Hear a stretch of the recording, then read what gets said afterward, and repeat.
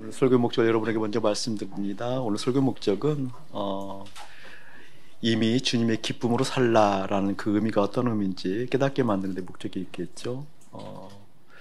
이 세상 살아갈 때 이미 주님의 기쁨이 너희들 안에 있단다. 이게 실제인가를 확인하게 만드는 데 목적이 있는 거예요.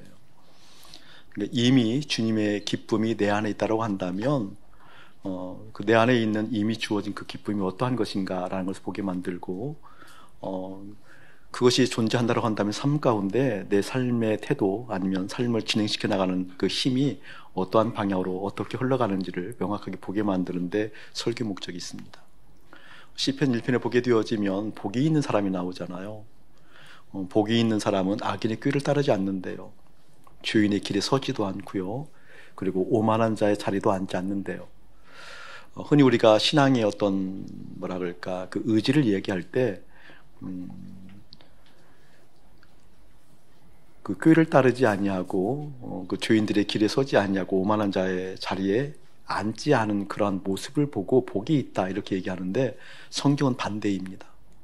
그렇게 얘기하는 게 아니고 복이 있기 때문에 악인의 꾀를 따르지 아니하고 죄인의 길에 서지 아니하고 오만한 자의 자리에 앉지 않는다고 얘기합니다. 그러니까 이미 복이 있기 때문에 그 꾀를 따라갈 수가 없고 그 길에 쓸 수가 없고 그 자리에 앉을 수가 없다라는 거죠. 그러니까 믿음의 사람들의 정체성은 어디에서 확인되어지는 거니 이미 있는 그 무엇인가가 선명하냐라는 거예요. 이미 내 안에 존재하는 예수 그리스도가 그 예수 그리스도를 통하여서 심기어진 하나님의 말씀과 사랑이 그 사랑과 말씀이 내 안에 기쁨이 되어지고 만족이 되어져서 삶의 어떠한 형편이든지 상관없이 든든하게 설 수 있는가, 이미 주어진 것을 확인할 수 있는 게 믿음의 힘입니다. 오늘 말씀을 통해서 여러분에게 이미 내 안에 그리스도의 기쁨이 존재한다고 한다면 이 기쁨이 어떠한 것인가, 또 어떻게 그 기쁨을 습할 수 있는 것인가, 그리고 그 기쁨이 내 삶을 어떻게 가꾸어 나가는 것인가 라는 것을 여실하게 보는 시간 되어지길 축복합니다. 몇 개월 전에 목사님 이메일에 850만 달러를 주겠다고 미국에서 메일이 왔어요. 메일이 와서 어떠한 형편에 있는데 목사님에게 이 돈을 보내서 이 돈이 한국 사회에 잘 쓰였으면 좋겠다라는 메일이 와서 자세히 읽지 않았는데 그런 내용들을 보게 되니까 처음에는 눈이 띄더라고요. 850만 달러 책경하니까 만만치 않은 돈이에요. 그래서 이제 여러분 같은 것들은 어떻게 해요? 메일 열어봐요? 그냥 메일 지웠어요. 메일 지웠어요. 왜냐하면 실제 그런 일이 이제 뭐 있을 수도 있는데 있다고 한다면 주님께서 얼마든지 나를 납득시킬 것이고 나를 인도해 가시는 하나님 손길이 선명하기 때문에 그런 어떤 액수나 그러한 일들이나 선한 어떤 것에 대해서 혹하지 않는 마음들이 심기어져 있거든요. 그러니까 이미 내 안에 계신 그 주님이 선명하면 그 주님 따라가게 되어지면 일련에 벌어지는 사건들, 환경들에 의해서 내 마음이 변동되지 않는 거거든요. 그게 이미 있는 그리스도의 마음들이 커요. 그래서 그 메일을 그냥 지웠어요. 지웠더니 또 왔어요, 그 메일이. 메일이 또 왔어요. 그런데 열어봐요, 안 열어봐요? 지웠어요. 지웠는데 며칠 전에 또 왔더라고요. 또 왔어요. 그래서 그냥 지웠어요, 그냥. 그냥 지웠어요. 내 삶에 주님에게 정자세로, 정한 마음으로, 그리고 온전하게 가득히 채워진다고 한다면 주님께서 그 하심들이 내 삶 가운데 분명하기 때문에 일련의 이러한 저러한 일들이 흔들리지 않는 그 마음들을 오늘 마음을 통해서, 말씀을 통해서 여실하게 확인하기를 주님으로 축복합니다. 출애굽 상황을 보게 되어지면 우리 가운데 던져지는 메시지가 참 많이 있는데요. 그 중에서 하나가 이스라엘 백성들이 그 애굽에서 종살이하는 것이 너무나 고달프니까 성경에 보게 되어지면 하나님께 하소연했다고 그러잖아요. 울부짖었다고 그래요. 고통스러운 과정 가운데 주님께 탄원했다고 그래요.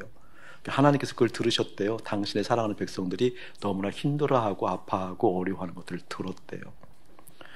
그리고 하나님께서 그들에게 은혜를 베푸셔서 애굽으로부터 종살이로부터 탈출하게 만들잖아요. 근데 광야에 갔어요. 근데 광야에 가서 보게 되어지니까 애굽의 삶보다 삶의 질이 높아졌다고 그렇게 말할 수 없는 거거든요. 억압이 있었고 자유를 결박당했고 신체적 고통이 있었는데 그 고통으로부터 해방되었다라고 광야로 가보게 보게 되니까 자유는 조금 있는 것 같은데 먹고 사는 삶의 질은 결코 나아지지 않았어요. 더 힘들잖아요. 힘들게 됐을 때 그렇게 하나님께 탄원했던 이스라엘 백성들이 도로 이야기하는 거예요. 애굽으로 돌아가자. 애굽으로 돌아갔으면 좋겠다. 하나님께서 우리 가운데 여기로 인도해서 여기서 죽이려고 하나 보다 차라리 애굽이 낫겠다 이렇게 얘기하잖아요. 그런데 그렇게 이스라엘 백성 속, 다시 말하면 그 군중, 다시 말하면 거기에 공동체 일원이었던, 물론 지도자였지만 모세, 여호수아, 갈렙 같은 경우에는 그런 말을 하지 않아요. 오히려 가나안 땅을 기어이 맛보았죠. 왜 그랬죠? 어떤 차이가 있었을까요? 그것은 다른 것이 아니라 모세와 여호수아, 갈렙의 마음 가운데는 약속이 있었어요. 말씀이 있었어요. 그러니까 이스라엘 백성들이 애굽에 있었을 때 그 고통, 그것이 원인이 되어져서 주님 앞에 계속 우리를 이곳으로부터 탈출하게 해주세요 라고 했던 그 동기부여가 되었던, 하나님을 향한 그 동기부여가 되었던 그런 것들이 그런 것이었다고 한다면, 그것이 충족되거나 또한 충족되지 않거나 상관없이 충족되었다 할지라도 그렇고 충족되지 않았다 할지라도 그렇고 결국 하나님을 떠난다는 얘기입니다. 약속의 말씀이 있을 때에만 하나님의 뜻이, 하나님의 진정성 있는 하나님의 의지가 우리의 마음 가운데 깃들을 때에만 어떻게 그 환경에 혹하지 아니하고 주어진 여건에 혹하지 아니하고 계속해서 전진해서 가나안 땅을 정복할 수 있다는 사실을 기억하길 축복합니다. 이미 우리 안에 기쁨이 있다, 이미 주님의 사랑이 있다, 이미 주님의 말씀이 있다라는 것은 그토록 큰 차이가 난다라는 거예요. 이미 주님의 언약, 말씀, 주님의 뜻, 주님의 의지, 주님께서 하시고자 하는 그 방향성이 내 안에 가득하다고 한다면 일련에 벌어지는 여러 상황들 때문에, 사건, 사고, 환경들 때문에 내 마음이 흔들림 없이 나갈 수 있다는 겁니다. 그런데 우리는 기도할 때, 또 우리 마음에 욕구하고 원할 때 부족한 것 채우길 원하고, 이것이 있으면 좋겠다라고 욕구하는 것을 주님께 올려드리고, 이것이 있어야 인정이 될 텐데 라고 하는 사회적 삶의 자리를 좀 어떤 뭐라 그럴까 진보시키기 위한 것들을 향해서 우리 기도가 이루어지고 있다는 거죠. 근데 그러한 것은 반드시 어떻게 다시 애굽을 꿈꾸게 되어진다라는 사실을 잊지 않기를 축복합니다. 여러분, 모세를 보게 되어지면 주님께서 말씀하시잖아요. 내가 너에게 함께 할 테니까 내 사랑하는 백성들을 인도해내라. 애굽으로부터 떠나보내게 되어져서 광야의 사흘길 가는 곳에 가서 내가 예배를 받고 싶다, 너희들의 경배를 받고 싶다 얘기하잖아요. 그때 모세가 얘기해요. 주님, 어떻게 내가 나 같은 인생이 말이 어눌하고 준비되지 않았는데 어떻게 대바로에게 가서 하나님 말씀 전할 수 있겠습니까? 라고 얘기했을 때, 부족하고 연약한 것을 자꾸 듣게 보여봤을 때 주님께서 그의 마음을 점정하시고 주님께서 그의 마음을 가꾸시고 새롭게 하셔서 무엇이 현실성 있게 만드는 분이 주님이 살아계심이 더 현실성 있게 만들잖아요. 바로의 힘보다, 바로의 위협보다 주님께서 함께 하신 그 약속의 말씀이 더 현실감 있게 느껴졌을 때 어떻게 담대하게 바로에게 갈 수 있었다. 그러니까 모세 마음 안에 이미 무엇이 자리 잡고 있었다? 말씀이, 하나님의 의지가. 여러분, 여호수아는 어때요? 여호수아에게 주님께서 말씀하시잖아요. 여호수아야, 인생의 성공은, 인생의 능력은, 인생의 승리는 능력이 있지 않단다, 말씀이 있단다.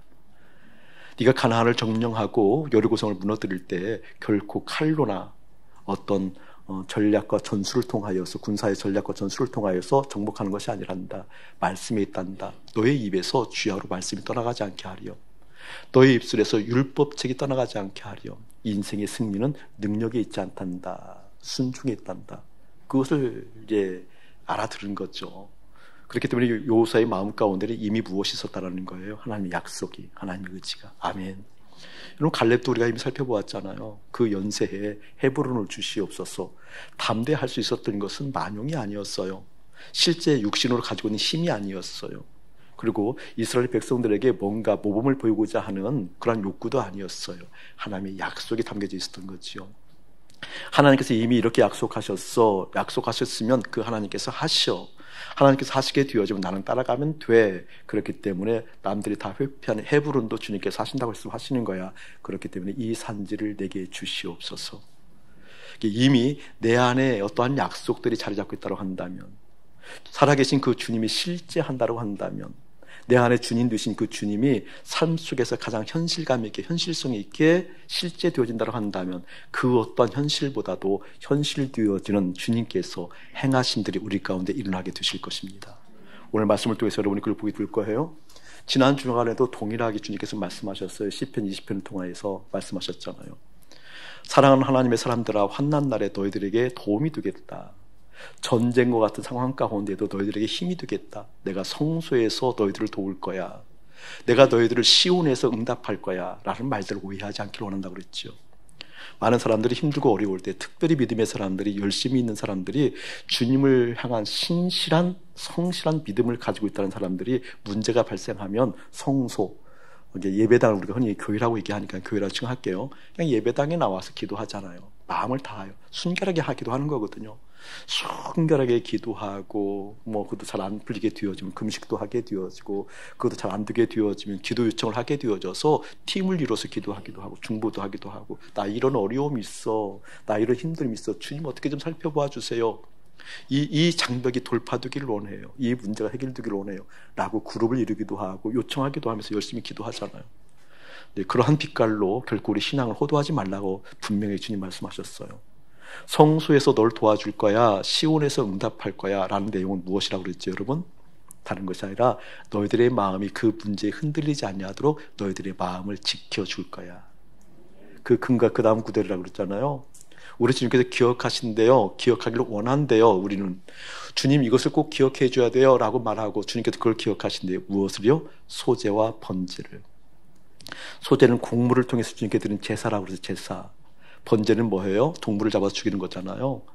여기는 아침 목사의 존재를 이야기할 때 시간을 빼놓고는 안 됩니다.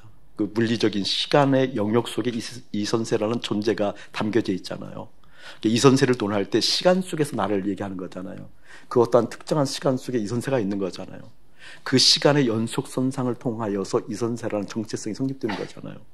그러니까 존재를 이야기할 때는 대부분 시간을 이야기해, 시간. 소제라는 것은 곡물을 빻아서 드리는 거잖아요. 곱게 빻아서 드리는 거잖아요. 이것은 무엇을 의미하는 거니? 이 선세가 살아가는 모든 시간을 잘게 잘라서 누구에게 드린다라는 거예요? 하나님께 드린다라는 것. 그 드린다라는 의미가 뭐예요? 주님을 생각하겠다라는 거예요. 아무리 큰 문제, 전쟁과 같은 환난 날을 할지라도 그 문제에 내 마음 혹하지 아니하고, 내 마음 빼앗기지 아니하고 그 어떠한 시간이든지 주님을 생각하겠습니다. 주님을 생각하겠습니다. 이렇게 주님께 드리는 제사를, 예배를, 이러한 마음을 주님 꼭 기억해 주십시오. 아멘. 주님께서 그 기억하셨을 때 성소에서 어떻게 너의 기도를 내가 응답하겠다. 너의 마음을 내가 받아들이겠다라는 뜻이 뭐라고요? 그 문제에 빼앗기지 아니하도록 너의 마음 붙들겠다, 그 뜻이라고 그랬잖아요. 그 은혜가 사랑하는 여러분의 심령 가운데 확인되어져야 됩니다. 여기는 아침 목사가 아무리 그럴듯한 고백을 한다 할지라도 그 고백의 진짜 진실은 무엇인 거니? 내가 정말 주님과 함께 죽고 곱게 빻아진 소재가 되어져서 주님과 연합했을 때 내 안에 살아계신 예수님이 확인되어지는 것, 내 안에 주님께서 사시는 것, 내 안에 주님께서 나를 점령하시고 주님의 뜻이 내 안에 깃들게 되어지는 것. 그렇기 때문에 내 안에 모든 기도의 소원은 누구의 소원이 되어지는 거예요? 주님의 소원이 되어지는 거예요. 그래서 주님 말씀하시는군요. 너의 마음 가운데는 예수, 너의 마음 가운데 주님의 뜻, 너의 마음 가운데 그 약속의 말씀이 이미 실제하고 있다고 한다면 너의 마음에 있는 그 마음이 흔들리지 않냐고 붙들겠다. 그래서 마음을 붙들겠다 그 뜻인 거예요.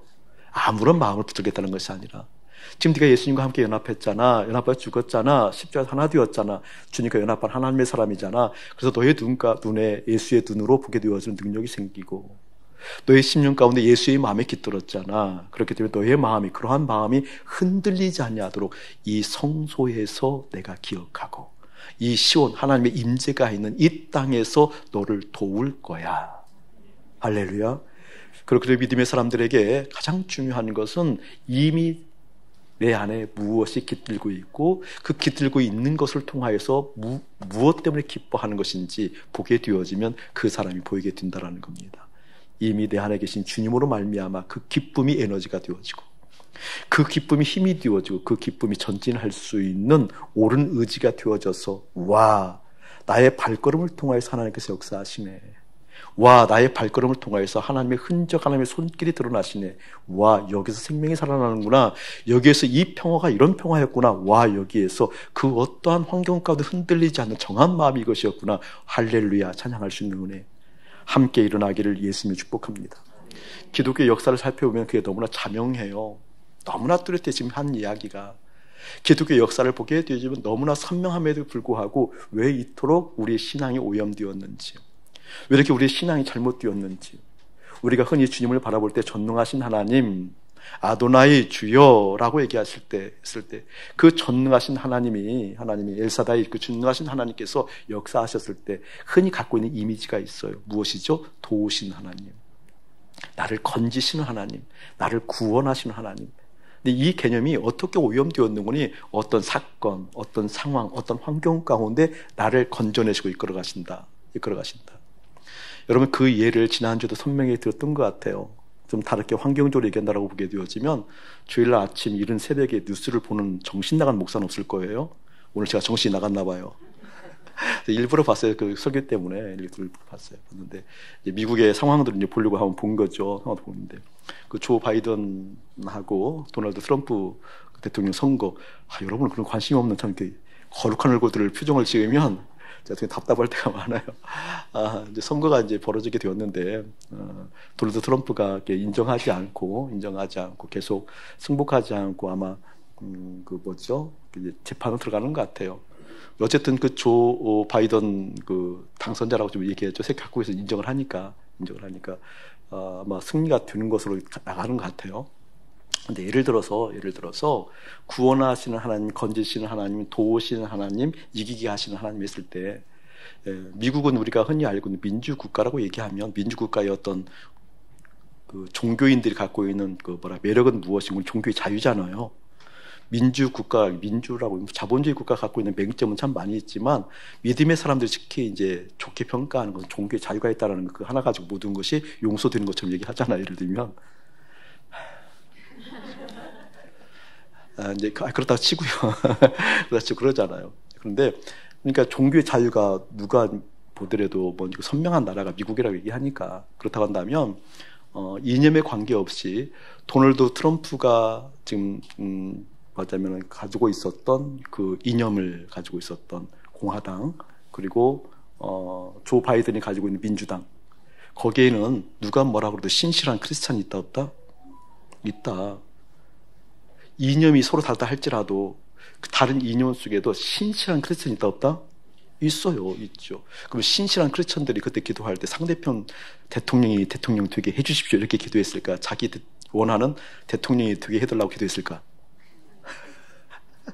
이때 하나님은 누구 편을 들어야 되냐고요. 누구 편을 들어야 되는 거냐고요. 그러니까 건진다라는 개념을 그런 식으로 생각하면 신앙이 오염된다라는 거예요. 환난 날에 어려운 일에 어떤 이슈가 벌어졌을 때 그 이슈로부터 내가 유리한 국면을 갖도록 점하게 해주십시오. 이런 기도들은 신앙의 관점은 사실 거리가 멀어요.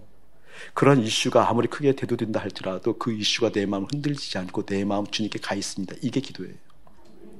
이게 응답이에요. 아멘. 이게 응답이에요. 외신들을 보게 되어지니까 트럼프 진영에서 트럼프 대통령 역전시켜달라고 길바닥에 누워서 기도하고 있는 장면들, 저는 그런 걸 보면 속에서 역겨워요. 그건 믿음 아니에요, 여러분. 그건 열심 절대 아닙니다. 그런 믿음을 혼돈하지 않기를 예수님이 축복합니다. 이런 바이든 쪽에서도 또 역으로도 또 그렇게 또 기도하는 사람들인데 그건 신앙 아니에요, 여러분. 아무리 그럴듯하게 포장해도 결코 그건 신앙 아니에요. 신앙은 무엇인 줄 아세요? 아무리 큰 이슈가 발발된다 할지라도 그 이슈 가운데 내 마음에 휩쓸려가지 아니하고 그때도 전능하신 하나님께서 어떻게 역사하시는지 그 하나님을 바라보는 하나님의 사람이고 싶습니다. 이슈에 흔들린다고 한다면 이스라엘 백성처럼 하나님을 경험한다 할지라도 출애굽 대역사를 경험한 거잖아요. 전무후무한 일들을 경험한 거잖아요. 그럼에도 불구하고 광야에 갔을 때 자기의 성에 차지 않는다고, 자기의 양에 차지 않았을 때 어떻게 다시 애굽으로 돌아가는 그런 관념의 믿음에 빠질 수밖에 없다는 사실입니다. 신실한 약속의 사람들은 뭐예요? 내 안에 주님 계시는 거예요. 주님의 약속의 말씀이 여기에 심기워지고 있는 거예요. 그 약속의 말씀이 실제 여러분 심기워지기를 예수님이 축복합니다. 재정의 문제보다, 환경의 문제보다, 이념의 문제보다 우리가 가지고 있는 살아왔던 전통, 가치의 문제보다 그 어떠한 것보다도 주님이 실제 함들이 내 안에 자리 잡기를 원합니다. 그래서 바로 왕을 넘어서서 그 약속의 말씀이 실제했기 때문에 바로 왕까지 가서 담대하게 하나님의 말씀을 증거할 수 있었던 모세처럼 전쟁이 발발하고 지금 가나안의 그 화력이 좋은 군대를 가지고 있는 그 군대를 가지고 있는 그 군사력보다 말씀을 앞세워서 나갈 수 있는 그 실제.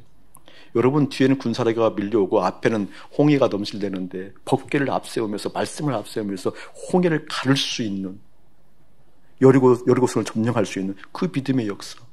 어떻게 여리고성을 무너뜨리는데 찬양대가 앞장서가지고 소리치고 항아리를 깨는 그런 얼토당토는 비상식적인 이야기가 어떻게 실제된 믿음이라고 얘기하는 것이 들려지냐고요. 믿기워지냐고요.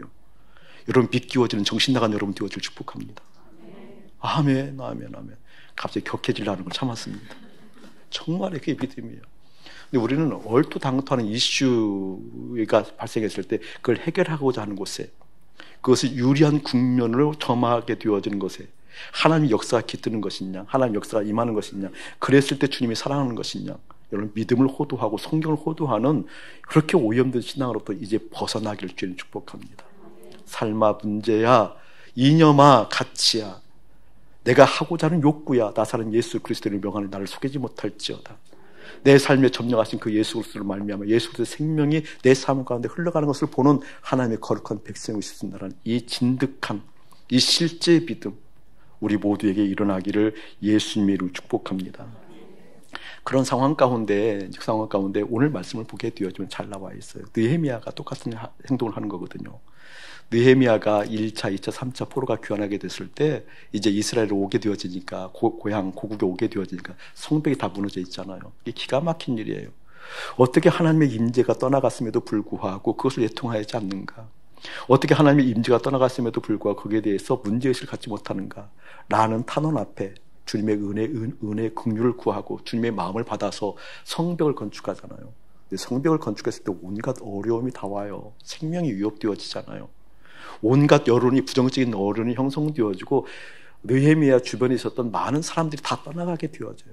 실제 1차, 2차, 3차 포로들이 귀환했을 때 예루살렘 성전으로 물려드는 것이 아니라 오늘 말씀 잘 읽어보게 되어지면 예루살렘 성전 안에 기거할 사람이 없어서 모집할 정도니까 어디 살 것인가 재편성할 정도이니까 왜 다 흩어져 있었다는 거예요. 이스라엘 전역에 왜 흩어져 있는군요. 생업 때문에 먹고 살려고 실제로 흩어졌어요. 모이지 않았어요. 그런 상황 가운데 성벽을 52일에 걸쳐서 건설한 다음에 주님의 그 무너졌던 성벽이 재건되었다는 건 하나님의 인재가 있다는 의미잖아요. 하나님께서 함께 하겠다는 실제 사인이잖아요. 그러면 잔치 벌여야 되거든요. 낙성식을 해야 되고 우리를 얘기하게 되어지면 집들이 해야 돼요. 크게 집들이 해야 되는 거죠. 근데 낙성식 하지 않아요. 오늘 말씀 보잖아요. 낙성식을 하지 않고 전통적으로 그러한 성대한 잔치를 벌이지 아니하고 기뻐하지 아니하고 무엇을 하게 되면 파수꾼들을 뽑아요.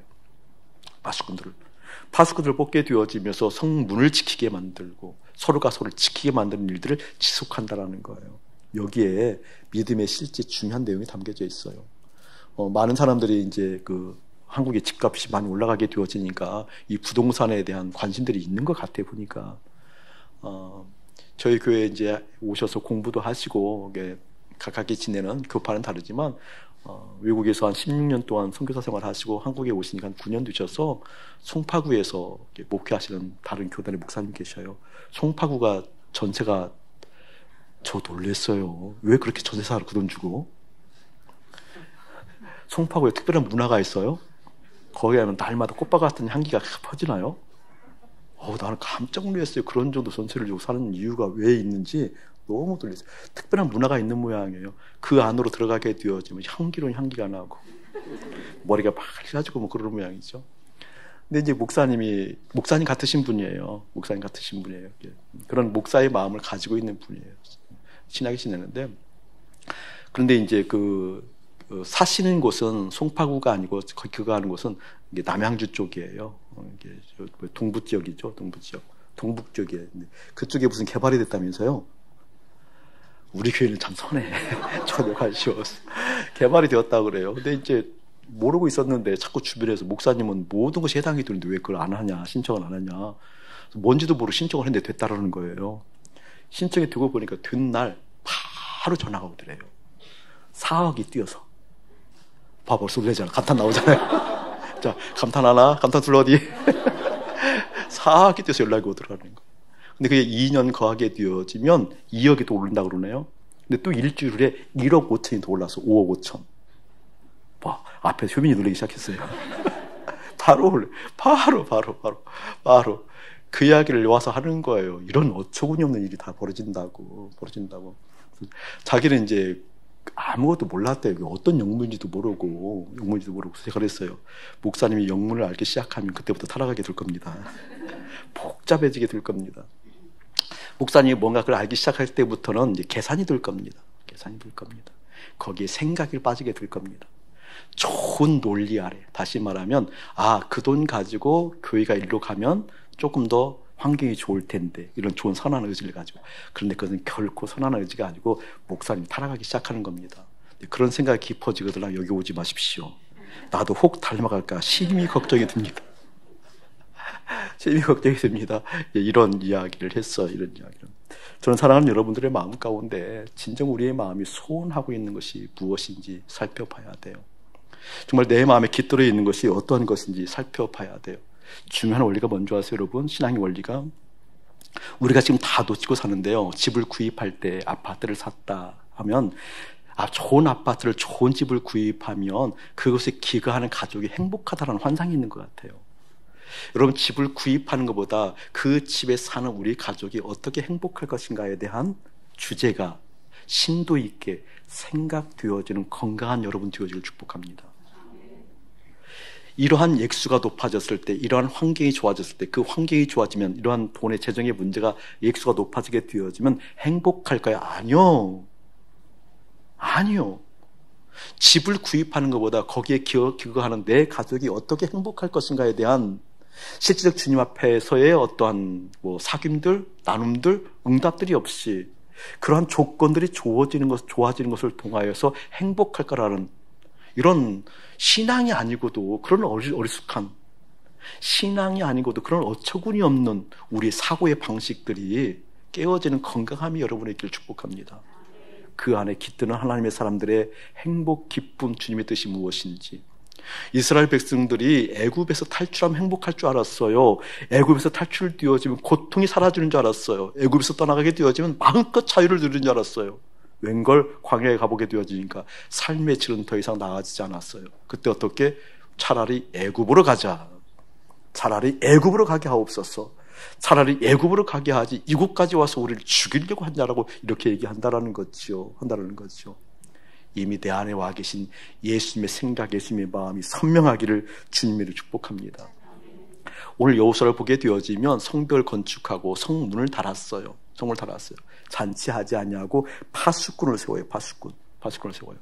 그때 파수꾼을 세웠을 때 이런 모습을 가지고 세우는 장면을 볼 수 있습니다. 1절, 2절 한번 읽어볼까요? 시작.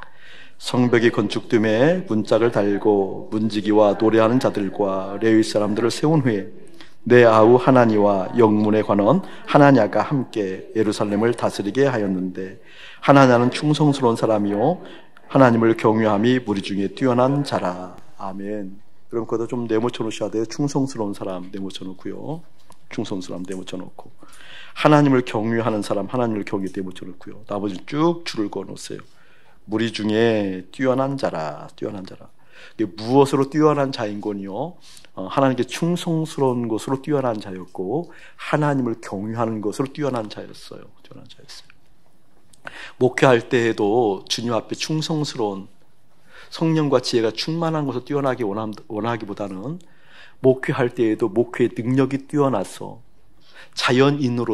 망할 자연인으로서 목사의 능력이 뛰어나서 뭔가 하고 싶어하는 욕구 있을까요? 없을까요? 있어요. 당연히 있죠. 그것이 망할 것이라는 인식이 없는 한 계속해서 능력을 구합니다. 주님의 능력을. 그것이 망한다라는 실제됨이 내 안에 없는 한 계속해서 그걸 추구하게 되어져 있는 겁니다. 목사가 이러할진데 여러분의 삶에서는요. 여러분 무리 중에 뛰어난, 여러분의 삶의 자리에서, 그 공동체에서 뛰어난, 여러분의 회사에서, 여러분의 사업장에서, 여러분의 삶 살고자 하는 모든 영역에서 뛰어난 것이 무엇이길 원하냐고요. 무엇이 전문가 되기를 원하냐고요. 오늘 성경 말씀을 보게 되어지면 뭐라고요? 충성스러운 사람들, 하나님을 경외하는 사람들. 여러분 보세요. 성전을 지켰을 때는 여기는 거기에 걸맞는 은사가 있는 기능인이 필요한 것 아니에요, 사실은? 그렇잖아요. 사실 기능인이 필요한 거잖아요. 그럼에도 불구하고 기능을 뽑는 게 아니에요. 뭘 뽑았다라는 거예요? 하나님을 경외하고 하나님께 충성스러운 사람을 뽑았다라는 겁니다. 이게 바로 사도행전 6장이잖아요. 사도행전 6장 보게 되어지면 사도였음에도 불구하고 주님의 제자였음에도 불구하고 목회를 실패를 해요. 12사도들이 무엇을 실패했는거니? 지금 교회 공동체 내에 그 어떤 뭐라 그럴까 들어오는 어떤 신분들이 달랐잖아요. 히브리파 믿음의 사람들이 있었고 헬라파 믿음의 사람들이 있었잖아요. 그들이 경쟁하고 무엇인가 문제가 생겼어요. 이때 구호 불품의 문제가 생겨 싸우게 되어지잖아요. 다시 말하면 우리가 더 도움을 받을 수 있느니 없느니 가지고 싸우게 생긴다고요. 그러니까 사도들이 그걸 실패를 한 거예요. 깨달은 거예요. 돌이킴이 있었던 거잖아요. 그래서 주님 앞에 얘기하는 거예요. 우리가 하나님 앞에 온 힘을 다해서 전심을 다해서 주님의 마음을 전심으로 구하지 못했다. 이제 기도와 말씀에 전무하리라 그러잖아요. 그런 깨달음 가운데 7집사를 뽑아요. 7집사를. 그러니까 자기들이 목회 실패했던 이 내용들을 면밀하게 본 거예요. 지금 무엇인가 거기에 대한 전문성이 없어서가 아니라 무엇이 문제였다 살펴보는 거예요. 하나님 앞에 전무하지 못한 온전하게 말씀과 기도하지 못하는 깨달은 거예요. 그렇기 때문에 7집사를 뽑을 때에도 조건이 딱 2개예요.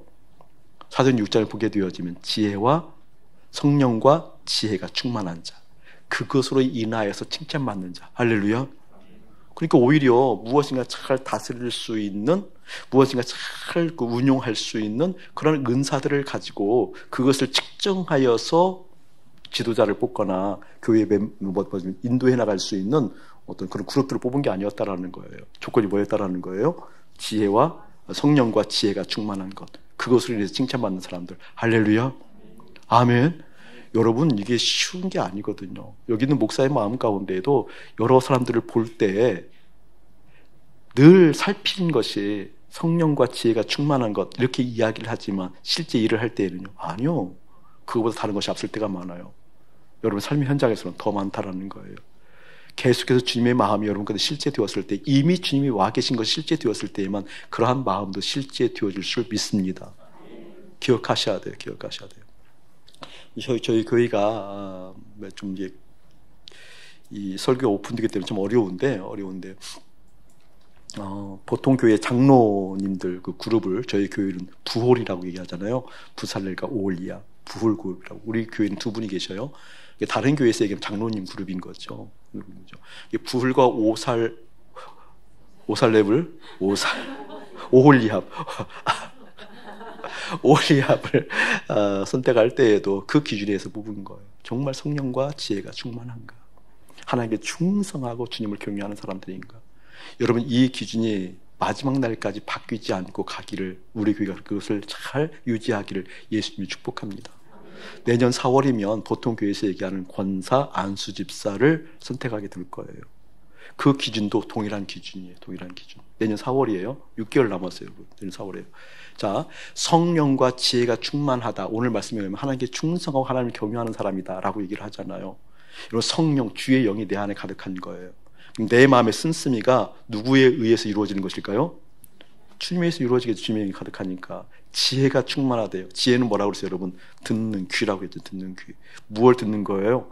하나님의 말씀을 듣는 거. 그것 보고 순종의 전문가라고 그래요. 그래서 저희는 순종의 전문가가 있잖아요.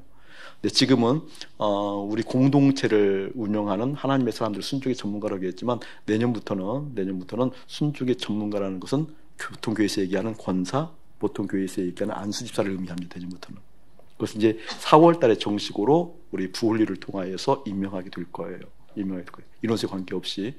하나님의 말씀을 따라가는 사람들이에요. 순종하는 사람들이에요. 여러분, 하나님의 말씀이 내 안에 가득 따라가는 사람들이 삶에서 어떻게 드러나냐고요? 삶에서. 여러분, 측정할 수 있는 건 여러 가지가 있어요. 그 중에 하나가 여러분 돈을 다스릴 줄 알아야 됩니다. 돈 설교하면 많은 사람들이 어려워해요. 목사님 잘 안 해요, 약어서. 그런데 꼭 할 때는 해요. 이 시간이 꼭 할 때예요. 돈을 다스리지 못하면 앞으로 주님의 사람을 일컬음받기 어렵습니다. 요한계시록도 보게 되어지면 성적인 타락보다도 더 타락하는 것이 돈의 재물. 이런 물권이 성적인 타락한 것을 음료를 잡아먹어요.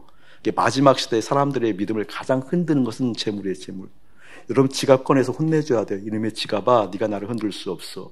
이놈의 지갑아, 네가 나를 움츠리게 만들 수 없어. 이놈의 지갑아, 네가 나를 이끌고 갈 수가 없어. 나사렛 예수 그리스도를 명하니 돈 뚝 해야 돼요.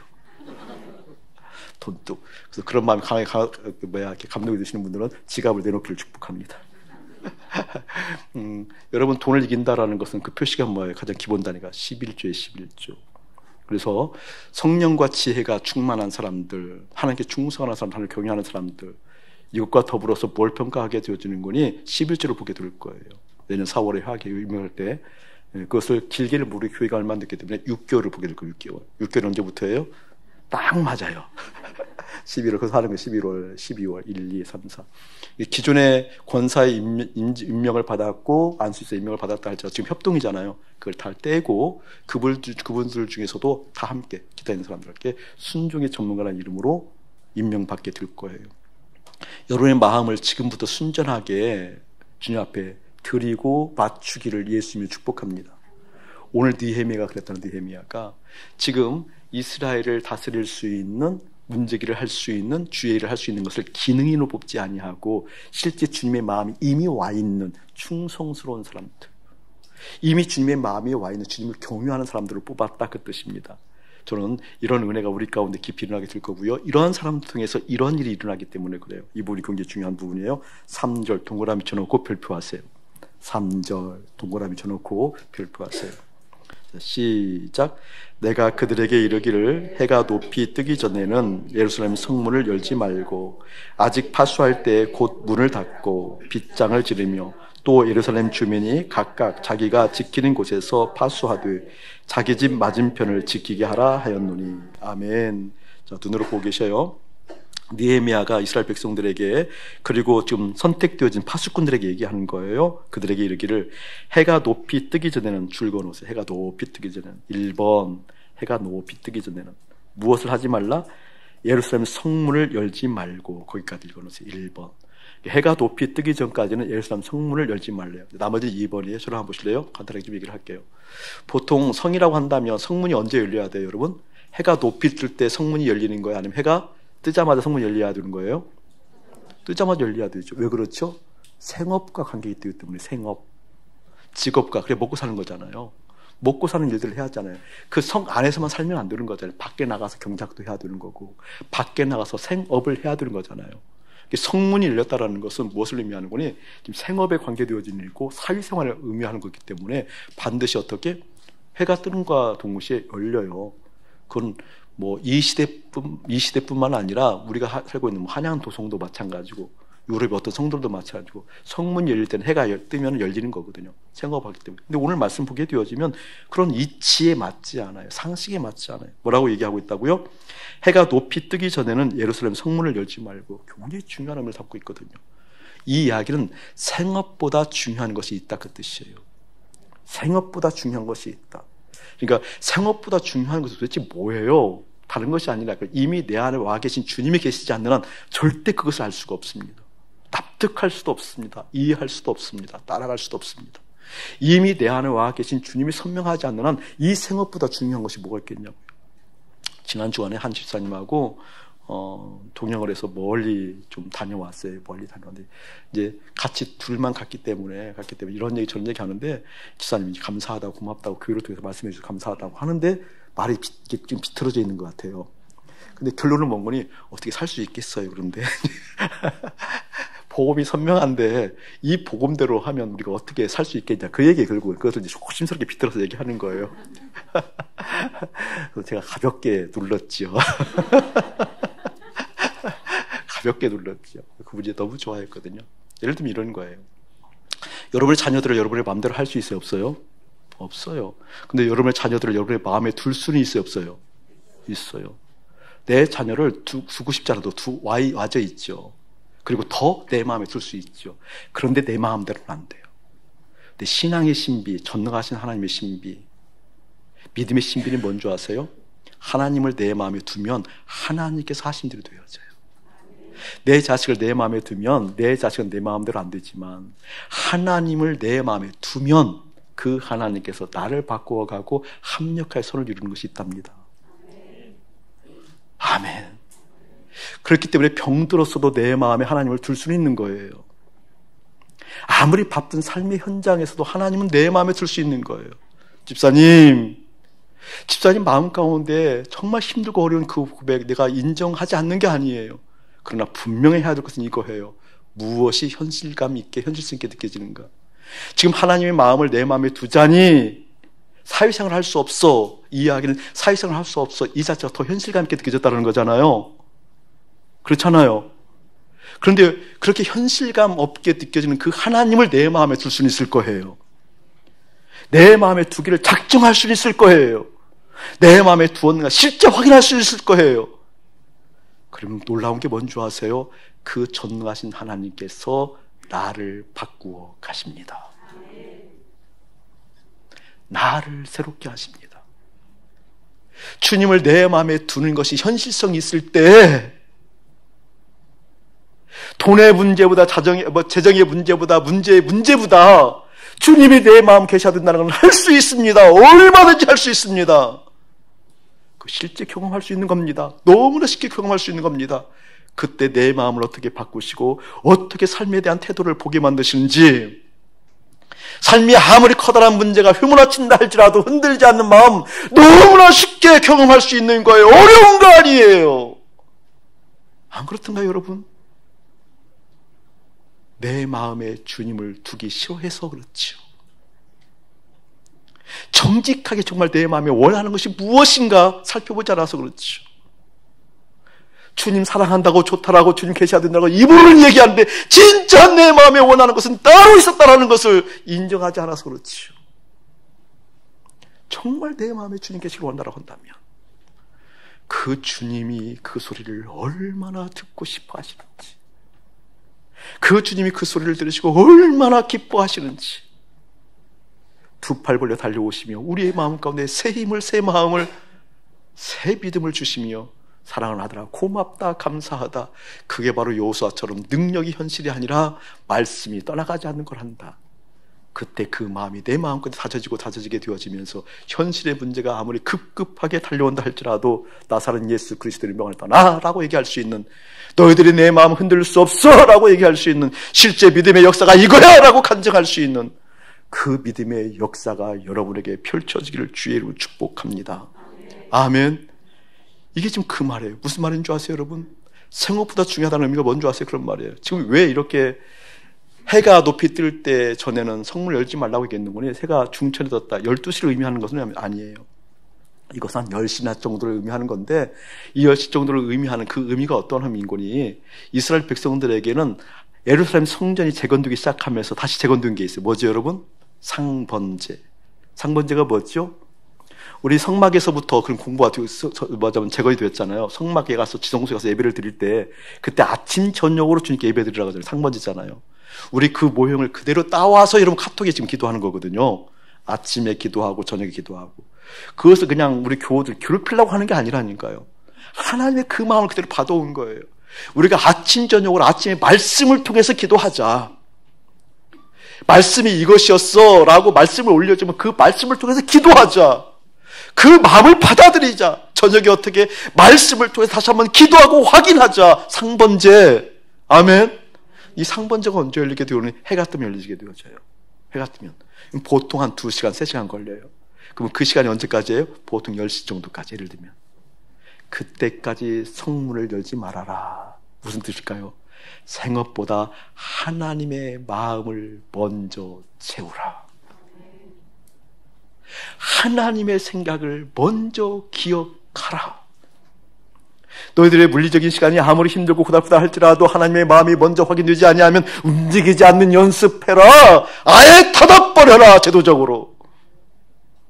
너희들의 마음 가운데 하나님의 마음, 하나님의 기쁨이 먼저 깃들어진 다음에 그때 비로소 생업 가운데도 역사하시는 하나님, 이 생업이 흔들린다 하더라도 흔들릴 수 없는 하나님을 향한 마음들 확인해라. 그 뜻이에요.